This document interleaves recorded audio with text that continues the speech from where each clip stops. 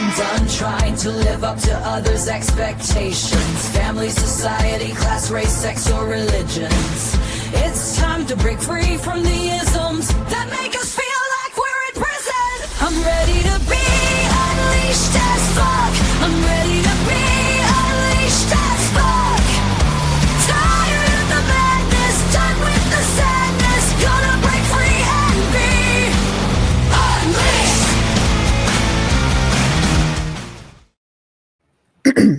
Hello, leash breakers. This week we're diving into the combustion that is the assassination of Charlie Kirk.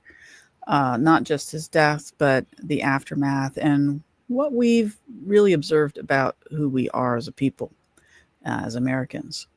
There's personalized media feeds. We're going to talk about that. Knee-jerk public opinions. People defending this very hateful, dangerous rhetoric.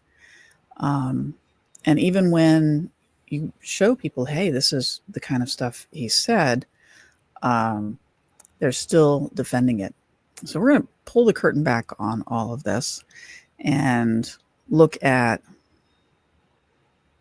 the loyalties that make that happen, some of the psychology, maybe some of the subconscious things that make those kinds of things happen, and delve into it a little bit. Yeah, because as much as some would like to make this about what happened to just one person, there's much bigger lessons to be learned here. Yeah. It's about the influence of algorithms, echo chambers, selective outrage based on threats to privilege and lifestyle that are turning us against each other and distracting us from what we have in common. And today we're asking, what's the cost of this rhetoric that divides and dehumanizes, and who's really paying it and who's benefiting from it? All good questions. You're listening to Unleashed AF, the podcast that rips off the mask, exposes the leashes holding you back, and challenges you to lead authentically and powerfully. I'm Deidre Beecham, visibility catalyst, keynote speaker, and creator of the Medusa Effect and Trigger Tripping. I work with executives, entrepreneurs, and change makers who are done performing and ready to lead unmasked, unapologetic, and undeniable. That's right. And I'm Jenny Badig, certified hypnotherapist, coach, human factors engineer, and liberator of your subconscious superpowers. I help people understand and unleash what's already inside them so that they can stop sabotaging and start soaring. And together, we are leash breakers, dream makers, risk takers. Don't you mess around with us. So if you love what we're about, maybe not that little singing portion, but if you love what we're about other than that, hit like, follow, subscribe, drop your thoughts in the comments underneath our videos, or you can go to our website at unleashedafpodcast.com and go to the WWJDD page, which is what would Jenny and Deidre do? And you can leave a comment there or a suggestion for a future topic on a future podcast. We're here to expose the leashes, explore what it really means to be free, and to help you step into your fully authentic, unleashed life. Yeah, which is a really freeing, wonderful thing to have happen. So let's talk about Charlie Kirk. Boy, was that, first of all, shocking. Absolutely shocking. And I can't imagine that either one of us, it was really horrendous, and what a horrible thing to have happen for his family, for people who loved him, for loved his family, and really for Americans in general. I didn't agree with most of what he had to say. Yep. I thought a lot of what he said was very heinous and hateful and divisive. But the moment we start killing people because we disagree with what they say, but that's really the end of democracy. It's the end of certainly the end of freedom of speech. Yeah. Suddenly we're supposed to be scared of what we're saying because somebody might shoot us. That's a very scary, slippery, very, very slippery slope. Yeah. But what's really interesting is the backlash that happened.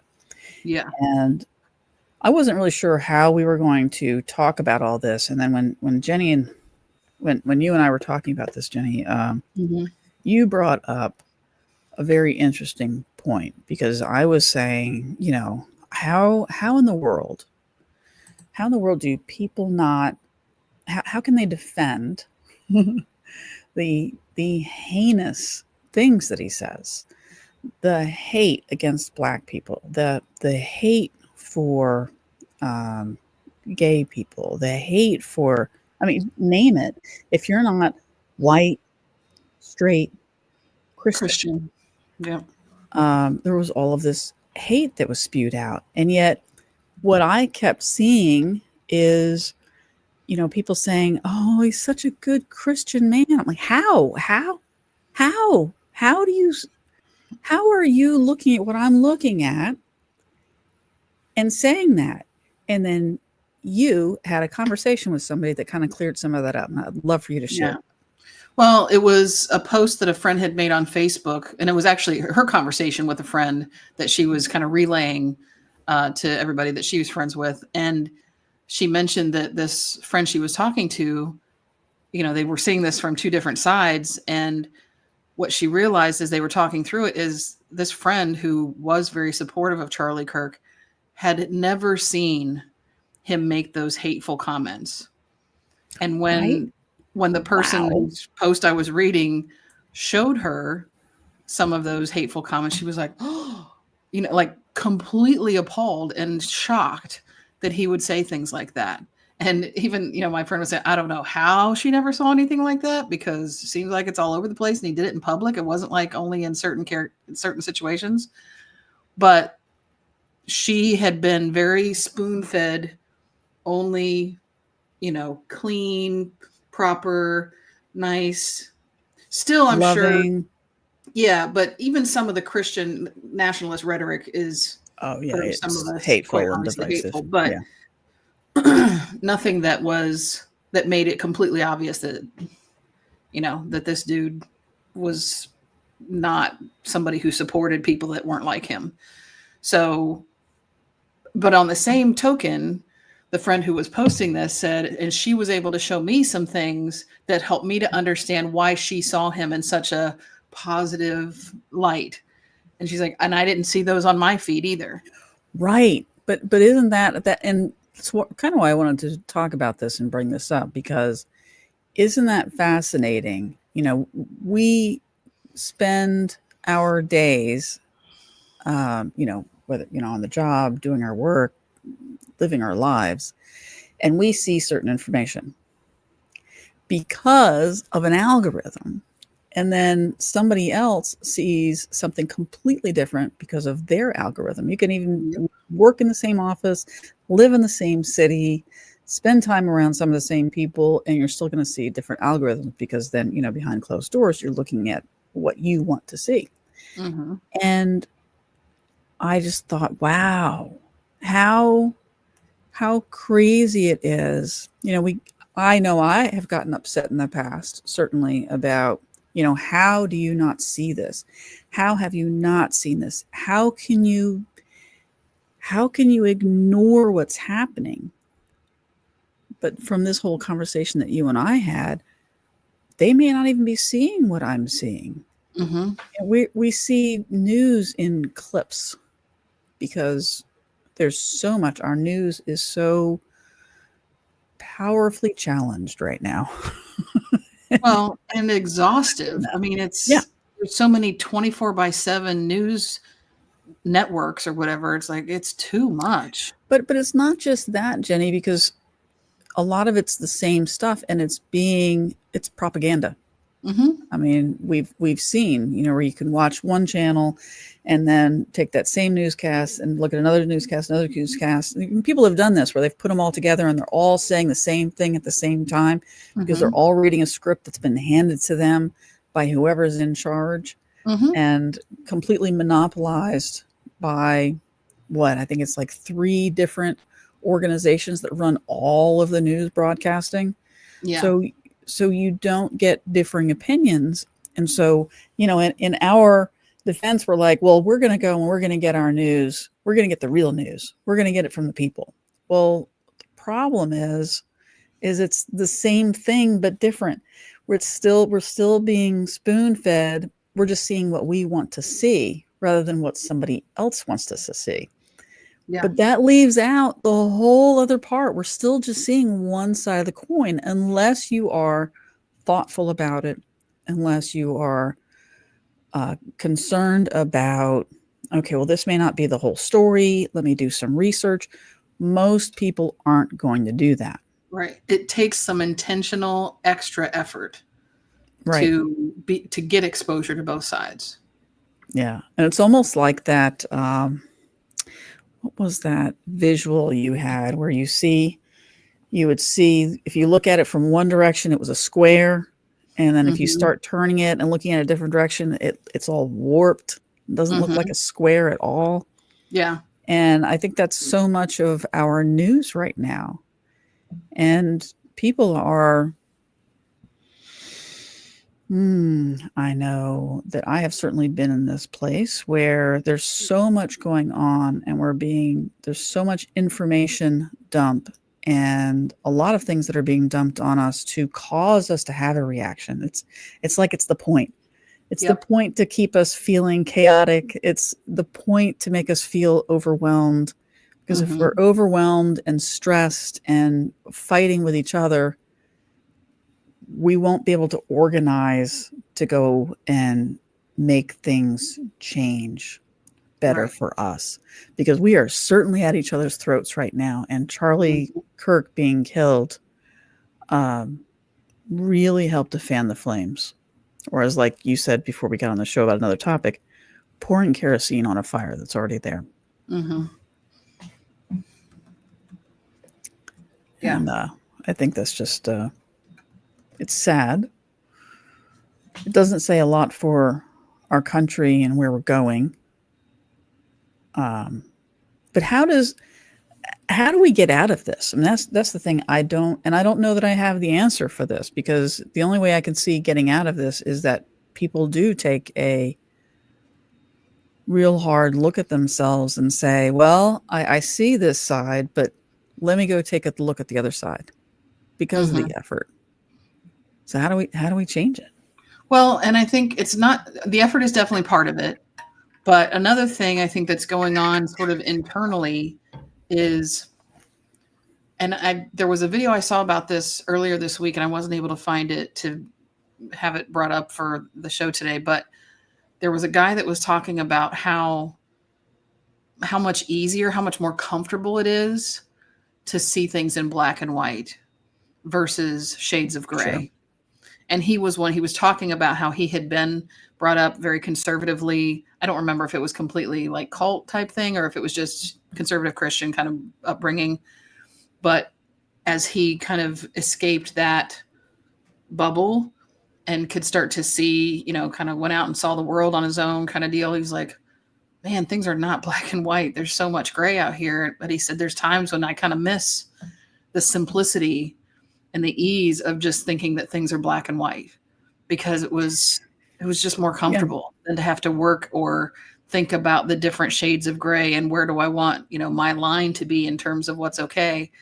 Black and white was easier. So I think that's part of what goes on for people too, where they don't necessarily want to expose themselves to the shades of gray because it's more comfortable. And I'm wondering if black and white, using what you're talking about right now, I wonder if that is actually one of the reasons why people get drawn into religion outside of, looking for love or some issues, or maybe it's because their family has always gone to church. And so they're going to go to church too. But I think I'm wondering if one of the attractions is that it's black and white. This person's good. This person's bad.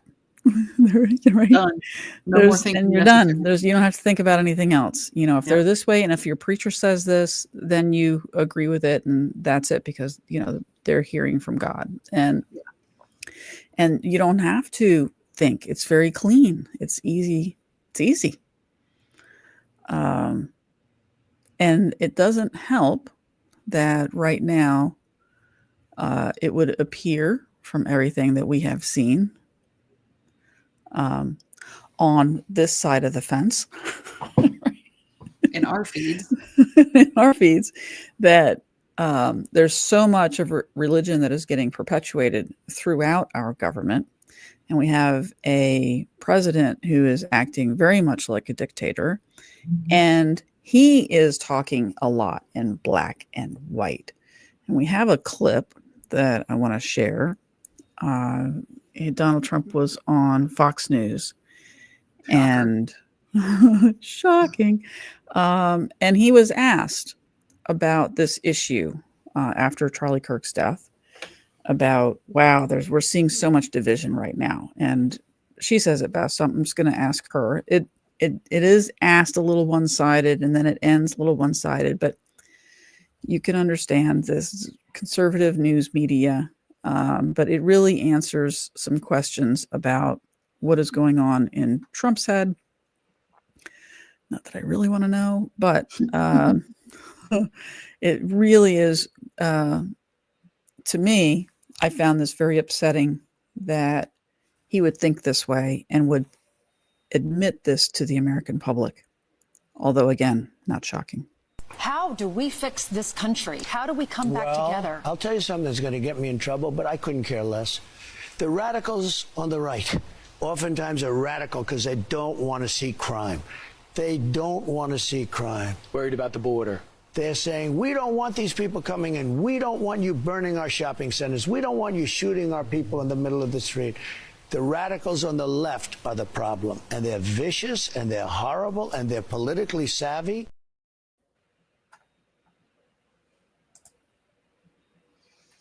Yeah, I couldn't care less. And then goes on to be more and more divisive. Yep. The people on the right, they're just angry and they're radical because they don't want to see crime. And that's reasonable to not want to see crime. That's reasonable, right? You don't want to see really crime. radical even? Right. It's not radical. It's But those people on the left, they're crazy. They're nuts. So, even from our president, we're seeing all this divisive language and pitting of one side against the other. But again, if we're fighting each other, we're not fighting what is actually happening in this country. Mm-hmm. Or even aware sometimes of what's happening in this country, because it was the same day that Kirk was shot, they passed a thing through Congress, I guess, to not release the Epstein files. So Did that make it as a headline? Hell no. Well, at the same time, right? There was another school shooting the same day. Did we hear about the school shooting? And there was a black man that was found hanging from a tree. Yep. In Tennessee, Mississippi? Oh, it was Tennessee? I'm not sure, but I thought it was Tennessee. Yeah, I think it might have been Memphis. Was found, and they said, yeah, no foul play. No foul play. He hung himself. This country, I'm telling you. Yeah. So, but let's go back. I'm getting off track. Off track. But so we're seeing different news, but then we're also seeing different reactions. And this was interesting as well. So, of course, Melissa Hortman, who was the Speaker of the House Representatives, Minnesota House Representatives. She was the Speaker of the House. And Melissa Hortman and her husband and their dog were shot and killed. They were assassinated. They were killed. And we heard very little from the right. In some cases, laughing. And then Charlie Kirk gets killed, and the right goes crazy and immediately starts attacking, saying, oh, you lefties, you radical, crazy lefties. And what is her name? Nancy Mace.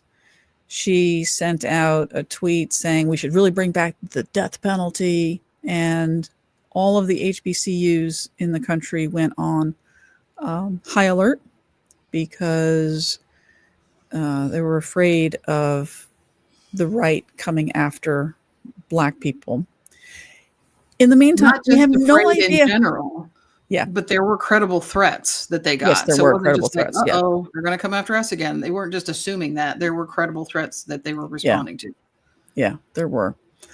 And yet, when they found out that, oh, wait, it was actually a white guy, a white kid from a conservative family, gun-loving, Trump-loving conservative family, and then Nancy Mace comes back on and says, we need to pray for this young man's soul, that he comes back to Jesus. And so what was the difference between we need to bring back the death penalty and we need to pray for him? So we're only praying for people when they look like us, when think they like us. agree with us, think like us, come from a family. So yeah, it's disheartening what's happening right now, and the knee-jerk reactions. It's scary. Yeah. It's scary. And then on top of this, and I know we weren't planning on talking about this, but this just happened as well. On top of that, we have Kimmel that came on his show and really didn't say anything negative about Kirk at all. Horrific that Kirk had been killed. And he said, isn't it interesting that the right automatically jumped to, hey, you crazy lefts, and then not even thinking, wow, most of these types of assassinations, murders, etc., are from the right, and then that they're not actually looking at themselves until they find out it is them, and then switch the story. And he got fired. Yeah.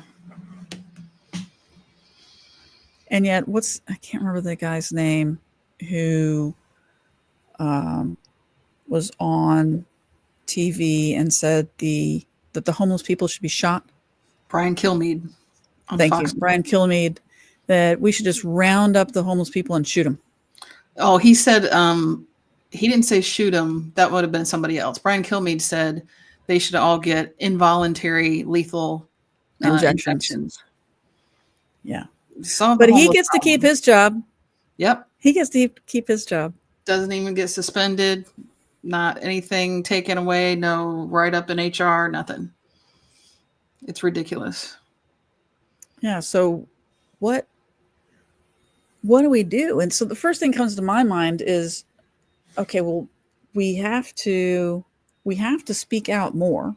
We have to talk out more and find a way. How do we find a bridge between these two sides when all we're getting in our feeds is what supports our point of view? And I don't know the answer to that question. Well, I mean, one thing would be to try to, I think, although it's tough and I haven't necessarily lived up to this myself, to try to continue to engage in not even hateful, but like he said, she said, like back and forth arguments with people of differing views, but more just to like keep in their ear, to keep sharing the other information, because if it's obviously not in their feed, if you don't display stuff in your feed that they're not seeing, they're definitely not going to see it. Still not going to see it. Yeah.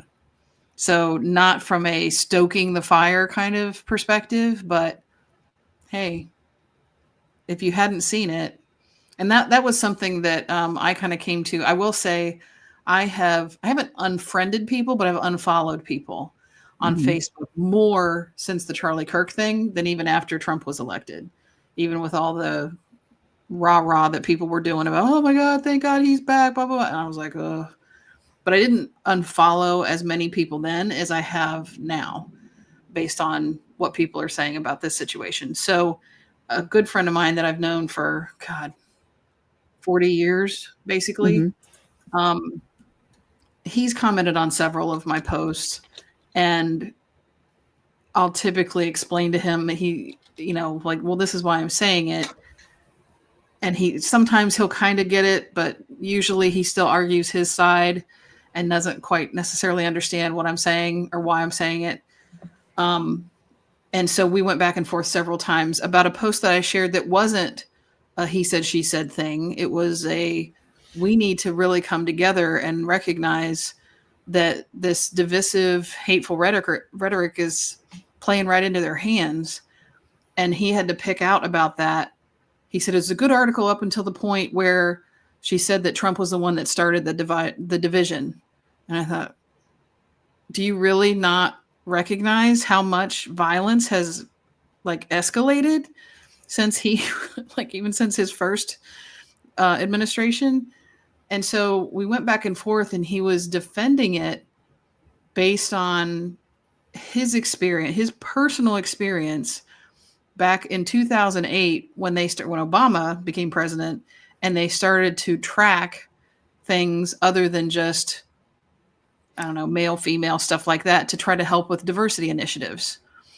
He felt like that was what started to divide the country because it created the us versus them type thing. He said, I never felt like anything other than a U.S. citizen until I had to check a box saying I was Hispanic. Why do I have to check that box? I'm like, well, it didn't say you're not a U.S. citizen. It just more specifically identifies the type of U.S. citizen you are. And how are you going to identify if everybody's getting treated fairly if you don't track the minority groups and see how they're getting treated? It's a tracking thing. So he was like, yeah, but that's not what happened, because then they put all these quotas in place, and that's when people started to get, hired just because of what they look like instead of their qualifications. And I thought, I mean, like I got so exhausted in trying to go back and forth with him that I didn't even get to the point of saying, in my time as an engineer at a defense contractor that was a Fortune 500 company, I certainly saw more white men in positions that they were not qualified for than I did any other minority in the positions that they were in. So it's not like there aren't white people that get put into positions that they aren't qualified for. Yeah. And that happened all the time before we had affirmative action. Right. And that's been all twisted up. Yeah. So if we're influenced by our personal experience, right? And we are being influenced by our feeds. Mm-hmm. It just seems that we're being, moved down particular paths, and the division is building up,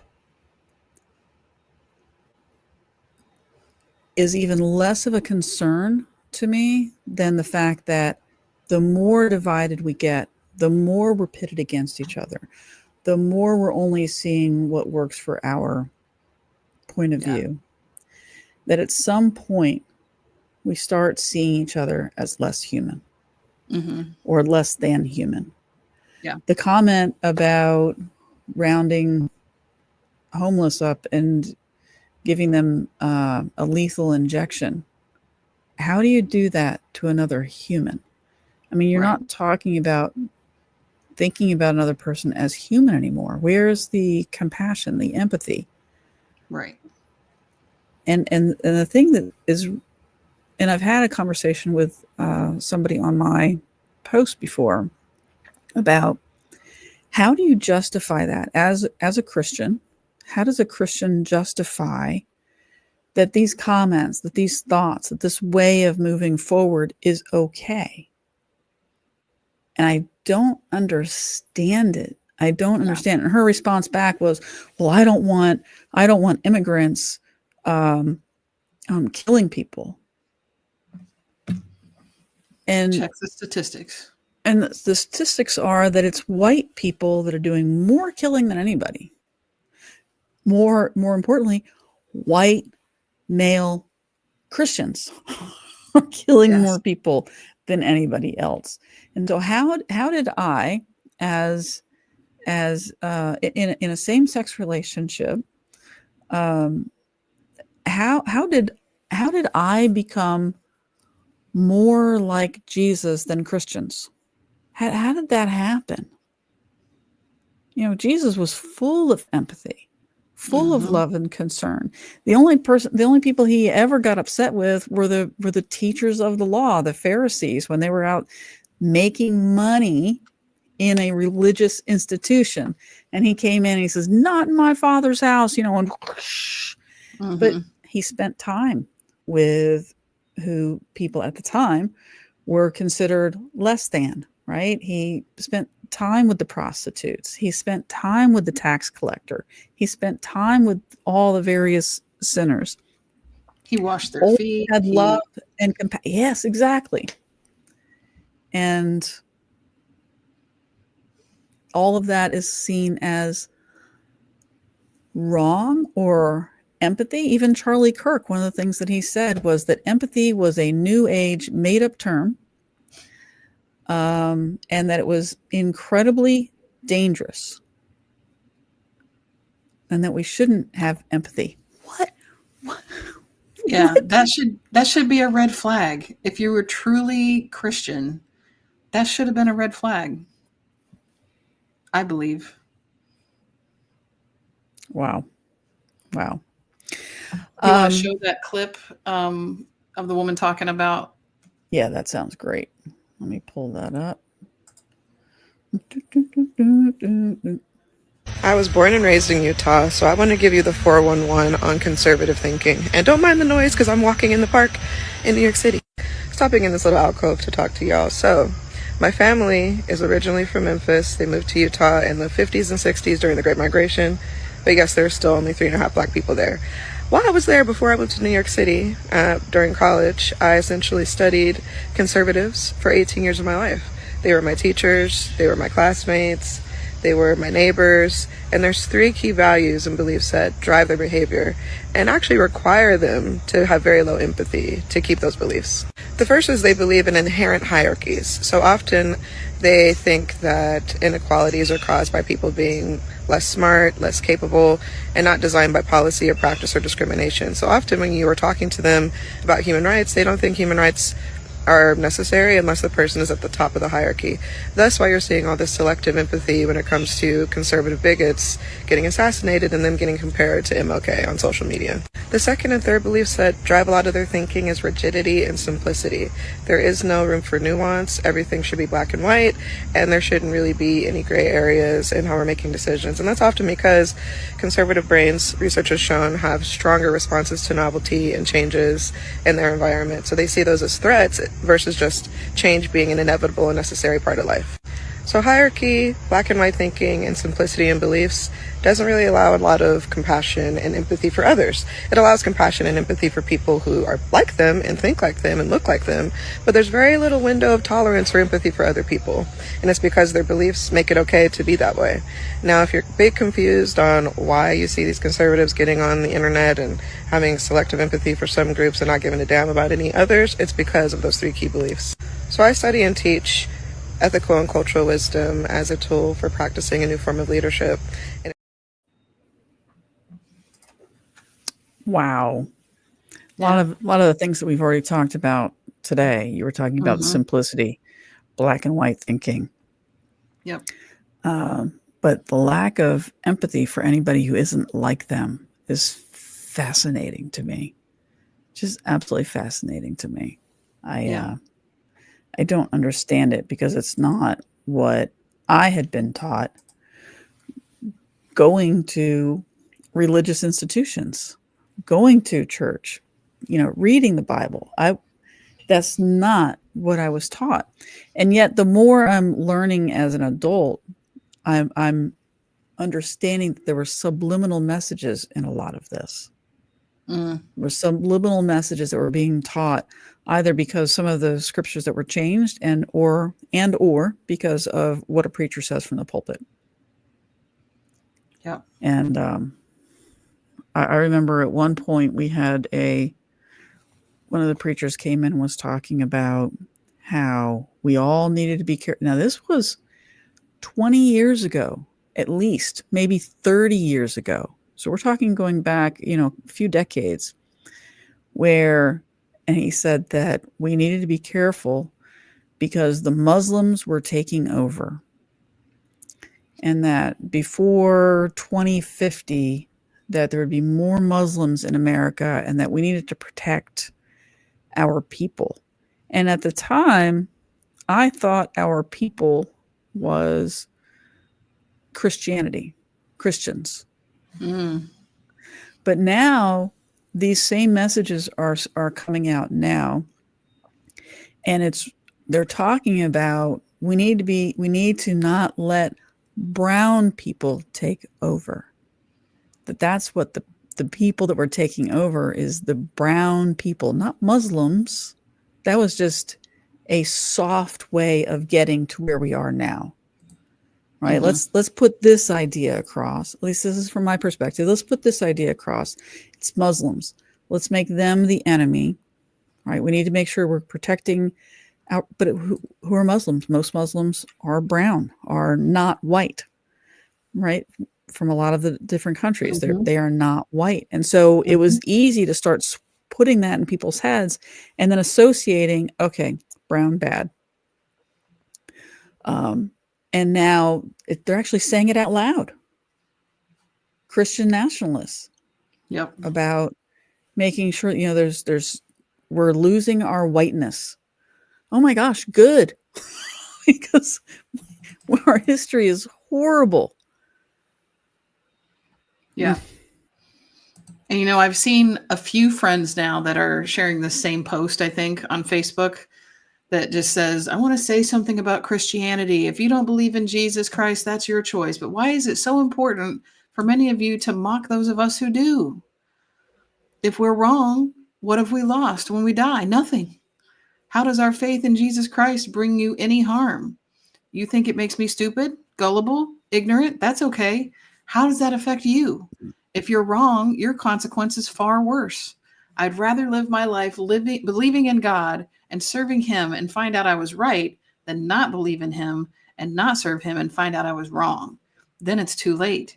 Ain't no shame in my game. I believe in Jesus Christ. He's been so good to me. And they make it a challenge. So if you believe the same thing, copy and post your own thing. And I've replied to a couple of them and said, I don't think anybody's coming after you for your beliefs.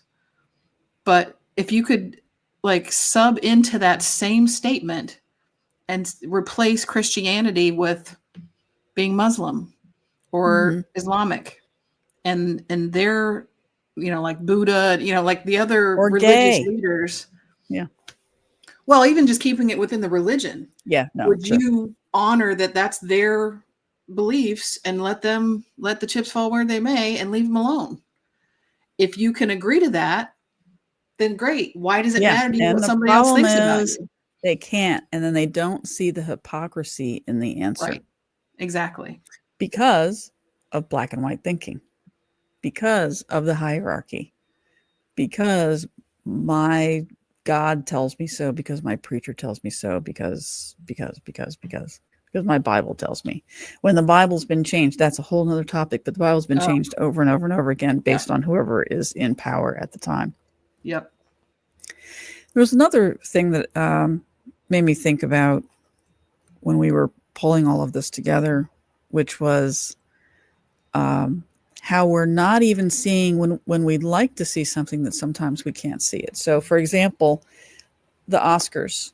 At the Oscars, a documentary won for best picture in documentary. And it's called No Other Land.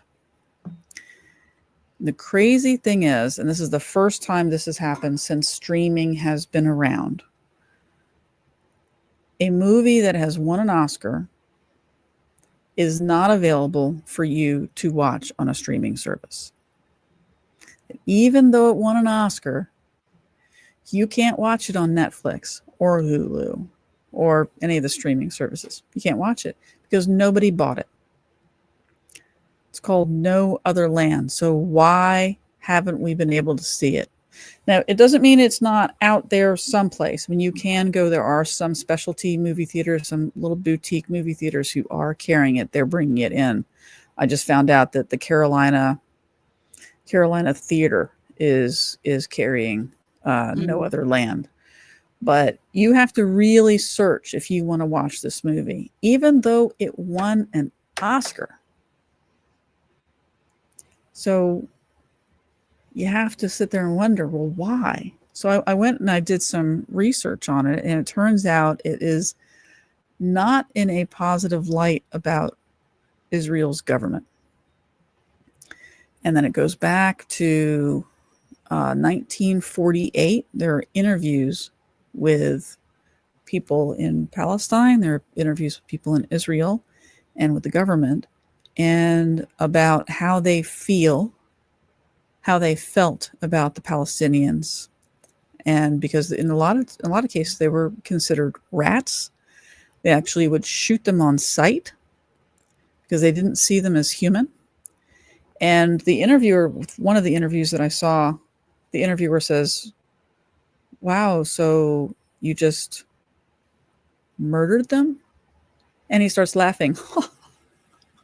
Murder. You think I should go home to my wife and call myself a murderer for killing rats?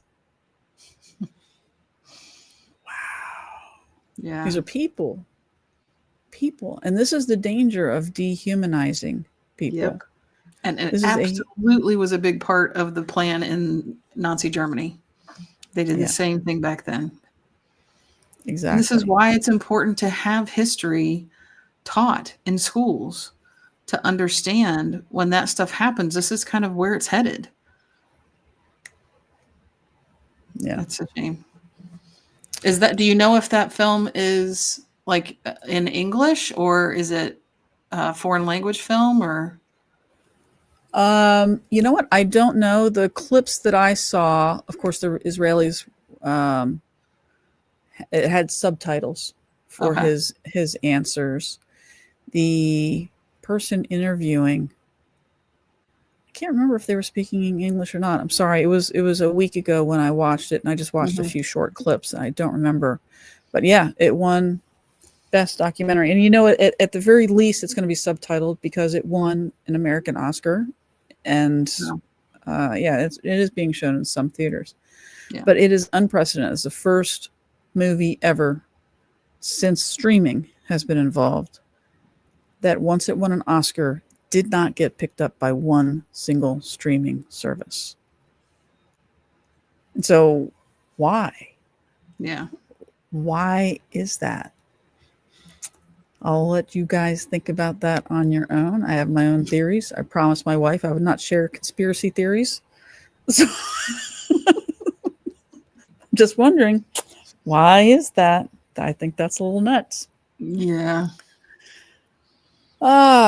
So let's talk about, what do we do? So we came up with a couple of ideas of, what you can do to start expanding, no matter what side you're on. If you're on the left, you're on the right, whatever side you're on. And this is our rebel move of the week.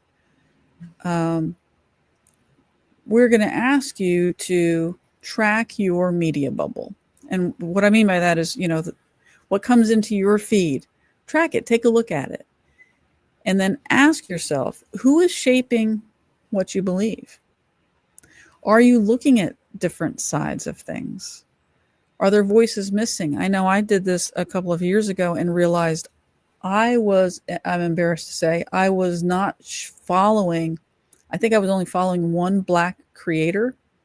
And it was appalling when I looked at that. I'm like, this is crazy that I'm not spending time learning about other people's points of view. And so I started following some Black creators, pulling Black creators to my feed. I started following some Hispanic creators in my feed. I stopped just following women. I wanted to hear what men were saying as well. So take a look at who's missing. And then, why is comfort so important over the truth of something? And I think we need to get more comfortable with being uncomfortable, and then figuring out, well, why are we uncomfortable? what is it that's so uncomfortable about learning somebody else's opinion? Yeah. I think it's also important to, I mean, the more we're exposed to, the more we can start to understand when things are legitimate and when they may be created for a specific benefit. Even, I mean, I've been hearing things, and I haven't gone and looked at raw footage myself to really make my own conclusions yet, but I'd heard, I think yesterday or the day before, about the guy that turned himself in, having killed Charlie Kirk, having some kind of text exchange that the FBI said, well, on the one hand, I've heard that he's not cooperating now. I'm not sure why somebody would turn themselves in and then not cooperate. That doesn't quite make sense to me. So it makes me wonder, is he not really saying anything, or is he not saying what they want him to say? And that's what they consider not cooperating. So there's that part of it. And then this text chain that they supposedly found did not sound, I mean, I was listening to the iHip podcast where they were saying, like, they've got the women in that podcast have kids that age, sons that age. And they were like, they don't talk like this. Yeah, I watched somebody say that they thought it sounded very much like an AI script that AI had spit out for them. And, you know, if you spend enough time with AI, if you're working with AI enough, it's very easy to notice there are subtle things that AI talks about in the way it talks. You can tell when something is written by AI. There are patterns that you can notice. Yeah, there are patterns that you notice, and words that it chooses to use that we don't necessarily use on a regular basis. Right. And like one example of that was, she said it refers to a squad car, and she was like, who the heck calls it a squad car anymore? Teenage boys don't call it a squad car. 20-year-olds don't call it a squad car. And something, there were some other things like that. And then even that she pointed out, not just in terms of that kind of language being fishy, but also she said it seems to very conveniently plug a lot of holes in the, you know, the questions that people have of, oh, well, why this? And why did he do this? And is he involved in this or whatever?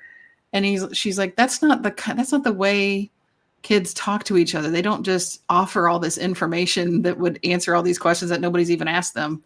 You know, it's just seems not true. And so that's another thing about the more you can consume in terms of not just,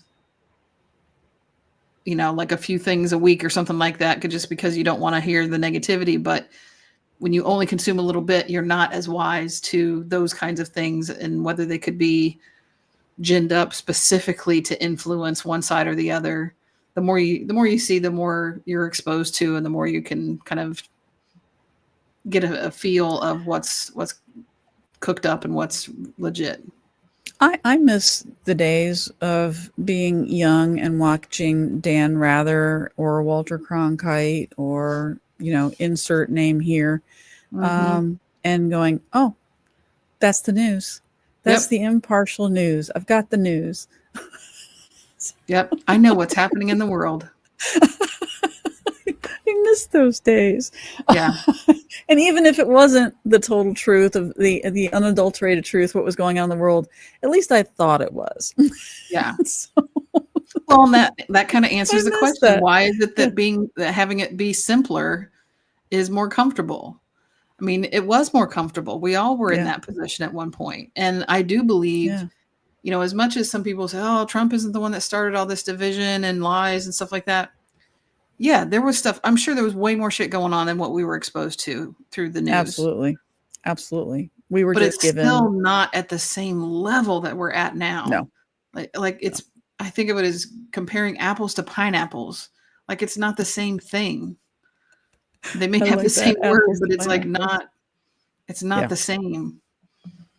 I don't want a pineapple pie. I want an apple pie with cinnamon and sugar. Pineapple, I want an upside down cake.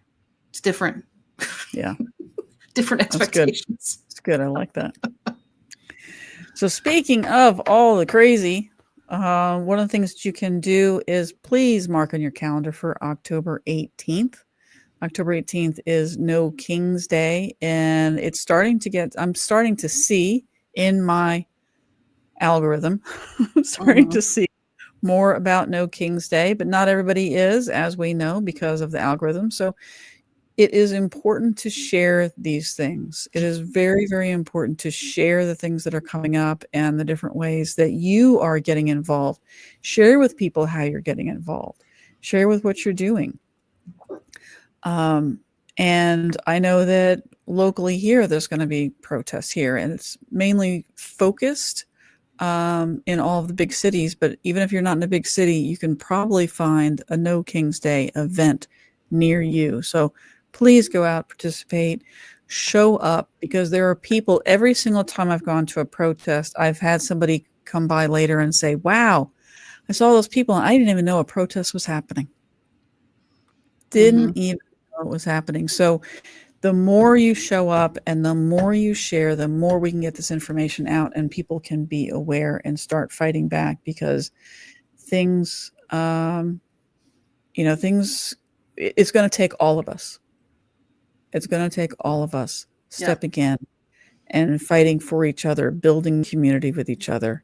And this is one of the ways you can get a start, is being around people who are all fighting for the same thing. We don't want a king in this country. Fascism is not the way we want to go. Tyranny is not the way we want to go. Nobody wins. Right. Except the oligarchs. Yeah. And there's a king. Now, I will say that I've started to see that even some of my more conservative friends have been sharing like little video clips or whatever that talk about how they're dividing us. This is the people with power that are dividing it. We have more in common than we do differences. And so part of me wants to say, this is what we've been telling you the whole freaking time. Yeah. So, another part of you is like, hold up, just let them have their moment. Let them wake up. Finally see the light. But I mean, that's a good thing, like the fact that that kind of stuff is now being said on the other side more than what I've seen in the past. So potentially silver lining, and that it's created this opportunity for some of the talking heads on that side, certainly not all of them, but some, to start speaking more reasonably and say, look, we need to band together because we're really not as different as we may seem. And it feels like, you were saying earlier about getting divided kind of into our own camps, and it feels like it's more divisive, or it's more intensely divided than it has been in the past. And it feels like, to me, it's almost like a rubber band effect, right? The further they pull us away from each other or get us going against each other, when you release that, wha-pa, it's going to explode. And certainly I don't think either side wants that either. So the more we can realize and keep it from getting too far apart, we may still be on different sides of the fence. That's fine. There's always been a fence. Yeah, exactly. It's just uniting against the divisive nature of this particular government. Right. Because so far, in a lot of cases, the government, Congress has just been falling in line, lock and step, with what Trump has to say. So let's get out there and fight, guys. So make sure you put on your calendar October 18th, No King's Day. Keep in mind that we still have 5calls.org is a place that you can go and make phone calls, let people know, let Congress know what it is that's important to you, and that you don't want the tyranny that seems to be on the horizon for us. And anything else you want to talk about before we head out, Jenny? Of course, there's always the mobilize.us site that's good to find. That's probably one of the better places to find wherever your local No King's Day protest will be. Yeah. There's an easy way to search in your local area and for different types of things. So, a march or protest would be one of the things you could search for specifically. This one, I think, because it's such a big national one, would also be on 5050.1. So that's another one that you can check up into. And we got rid of, we used to have the link on here for that news source that gave you both sides of the story. I think it was Straight Arrow News. And so that's another way to not have to fight too hard to get both sides of the story. I think it was san.com. Let me just check that. Oh, and I did look while we were talking, and it was in Mississippi where that guy was hung. Mississippi, right? okay. The college Right, that he went to was in Mississippi, and that's where he was. Okay. So let me just see if I can find that. Just confirm that website, Straight Arrow News. Yeah, san.com is Straight Arrow News, and they represent both sides of Wonderful. the news that's going on. So, okay, great. And if you enjoyed today's episode, now we don't normally go deep in depth about current issues, but this was just too big to avoid talking about, and the repercussions of that for our country and for us as individuals. But if you enjoyed today's episode, subscribe, follow, share. If you have a topic or a question, want to be a guest, go to our website, unleashedafpodcast.com. Go to WWJDD. We'd love to hear from you. That is What Would Jenny and Deidre Do? Awesome. that's right. And you want to close us out, or you want me to do that? Well, are we going to talk about kind of more of this type of topic next week, you think? Or we had talked about maybe doing that because it felt like there were so many different aspects of what is coming out of this situation. Yeah, I think next week, if we want to continue on this, I'd like to dive a little bit more into how maybe there are things that are affecting our subconscious about that, so that we can bring some of your expertise into this and talk about the repercussions to leadership and visibility, because it's so hard if you're already struggling with your visibility. With all of this that's going on in the country, there can be this desire to pull back at a time that we're asking you to step forward. When voices are being silenced, it gets scary, and they can't come after all of us. So it's important to get out and talk about things. So I think that's important for us to bring that in. So maybe we bring that aspect in next week. Okay. Yeah. It just feels like there's so much. This is such a big big deal, and so many different leashes can come out of it. So we'll dive into even more of that next week. Absolutely. And in the meantime, remember, leash breakers, you're not too much. You're not broken. The system is. Oh my goodness, it is. And getting broker by the day. So remember that you're unleashing, and keep going. Awesome. Thanks so much. Take care. I'm done trying to live up to others' expectations. Family, society, class, race, sex, or religions.